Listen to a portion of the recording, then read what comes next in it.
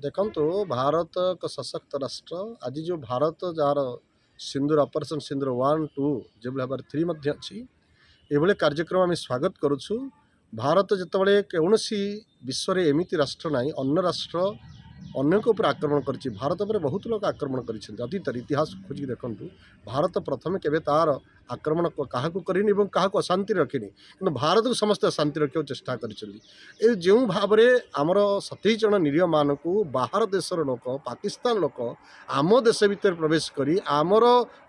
भाई मान को हत्या कले एभली एक दुर्भाग्यपूर्ण घटना को भारत निश्चय उचित जवाब देछि। भारत जवाब दबा दरकार। जो सिंदूर ऑपरेशन सिंदूर होती सबुठ बड़ कथा है जो ऑपरेशन सिंदूर रे सेठी केवल सन्त्रासवादी आड्डा पर आक्रमण होती अन्य कौन पर आक्रमण होनी आड्डा पर आक्रमण कलापर किंतु पाकिस्तान जो दुर्बुद्ध पाकिस्तान जो भाई भाव में पुनश्च भारत में सीमार गोलीवर्षण कला आज जो लाहौर ठारे कराची जो बंदर को भारत तार उचित जवाब देछि। कारण भारत विश्वगुरु आज भारत दुर्बल है कि नहीं। भारत अतीतर इतिहास को खोजी देखंतु भारत केबे भी कौन सी परिस्थिति रे कहा को प्रथमे आक्रमण करनी ये हूँ आम देशर संपत्ति ये हूँ आम देशर विचार आमे कहारी को अन्याय अन्याय को सहुना आम उपर कि अन्याय कले आमे भी ताकू छाड़ूना। भारत कहा प्रति प्रथमे आक्रमण करनी तो जो भाव में पाकिस्तान आम देश में पशि 27 जन निरीह मान को हत्या कले धार्मिक आधार में आज भारत तार उचित जवाब देछि। भारत जवाब देवा उचित मध्य अतीत कारगिल विजय को देखंतु